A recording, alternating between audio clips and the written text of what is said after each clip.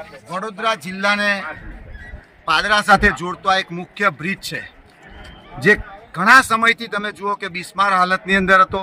વારંવાર સ્થાનિકની રજૂઆત હતી, તેમ છતાં પણ કોઈ પણ પ્રકારની કામગીરી કરવામાં આવી નથી, જેના કારણે આજે તમે જુઓ કે એક દુર્ઘટના ઘટી છે. આપણે મોટી મોટી જાહેરાતો કરી, પોસ્ટરો મારીએ છીએ, નજર ઘટી દુર્ઘટના ઘટી, નજર હટી દુર્ઘટના ઘટી, કાયદા में रहोगे तो फायदा में रहोगे, પરંતુ ક્યાંક ને ક્યાંક અત્યારે એવું લાગે છે કે ભ્રષ્ટાચાર में रहोगे तो फायदा में रहोगे.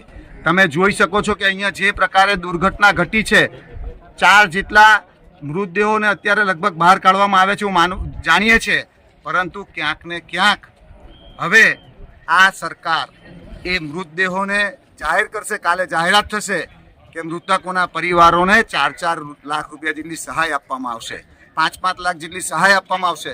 પરંતુ મારું માનવું છે કે જે મૃતકના પરિવાર આજે એના પર શું, પરિવાર પર શું વીતતી હશે કે કોઈ પોતાનો દીકરો ગુમાવ્યો છે, તો આવી પરિસ્થિતિની અંદર અમારી માંગ છે કે આ મૃતકના પરિવારને 1-1 કરોડ રૂપિયાની સહાય મળવી જોઈએ.